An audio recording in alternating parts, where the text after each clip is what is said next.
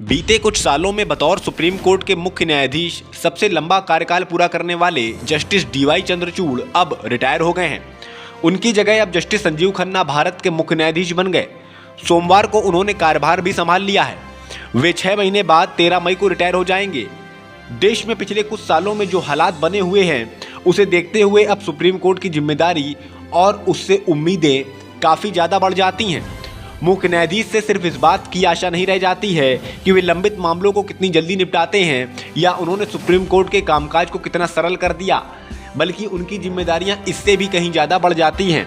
Justice Khanna से पहले मुख्य न्यायाधीश रह चुके चंद्रचूड़ से जो उम्मीदें लगाई गई थीं वह उसमें कुछ हद तक तो खरे उतरे भी, लेकिन जाते जाते उनका जिस तरह आकलन हुआ वो काफ़ी निराशाजनक है। इसलिए अब आने वाले हर मुख्य न्यायाधीश के कार्यकाल और उनके कामों को इस तरह देखा जाएगा कि वह नागरिक अधिकारों की रक्षा कैसे करते हैं। नए मुख्य न्यायाधीश संजीव खन्ना की बात की जाए तो 51वें सीजेआई बने जस्टिस खन्ना की सिफारिश 2019 की कॉलेजियम ने की थी। वे जस्टिस हंसराज खन्ना के भतीजे हैं। जस्टिस हंसराज खन्ना वही न्यायाधीश हैं जिन्होंने आपातकाल के समय हैबियस कॉर्पस मामले में अकेले असहमति जताई थी। उस समय उनका तर्क ये था कि बगैर समुचित प्रक्रिया के नागरिकों के मौलिक अधिकारों को निलंबित नहीं किया जा सकता। उन्हें उस समय उसका खामियाजा भी भुगतना पड़ा था।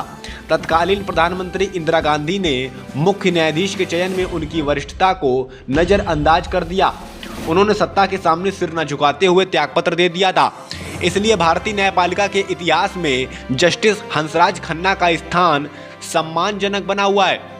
जस्टिस संजीव खन्ना का न्यायविदों का परिवार है जो अपनी ईमानदारी और कर्तव्यपरायणता के लिए प्रसिद्ध है।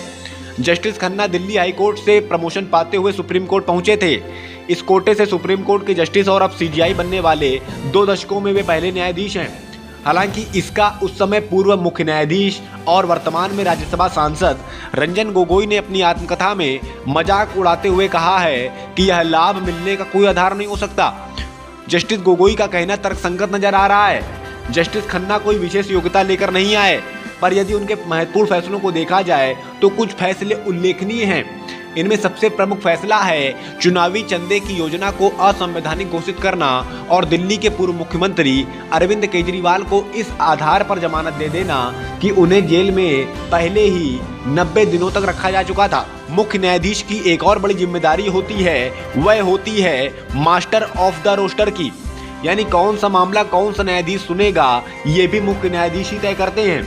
लंबे समय तक लोग इसके बारे में नहीं जानते थे, लेकिन जब ऐसा हुआ कि सरकार के विरोधी कहे जाने वाले कुछ लोगों के मामले जब ऐसे न्यायाधीश सुनने लगे जो गुजरात हाईकोर्ट से आते थे और उनकी कलम से ज़्यादातर फैसले ऐसे आते थे जो सरकार के पक्ष में थे, तो लोगों की नज़रें मास्टर ऑफ द कोस्टर पर गईं।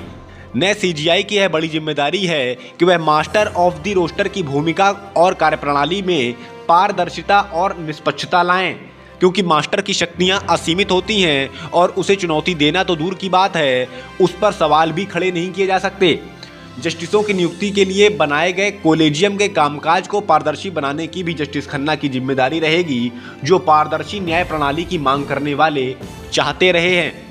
मुख्य न्यायाधीश संजीव खन्ना को वकालत में कुल 23 सालों का लंबा अनुभव रहा है।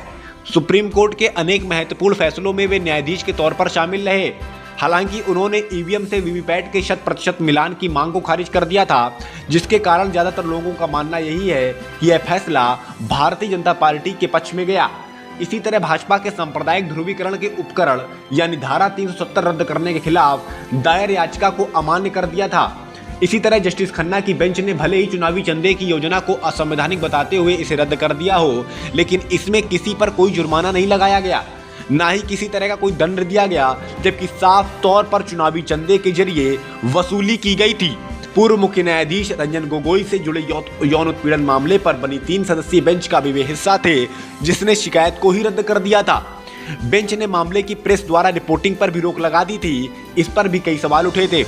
न्यायपालिका के प्रमुख सूत्रधार के तौर पर क्या मुख्य न्यायाधीश अपने 6 महीने के छोटे से कार्यकाल में लोगों की उम्मीदें पूरी कर पाते हैं या नहीं?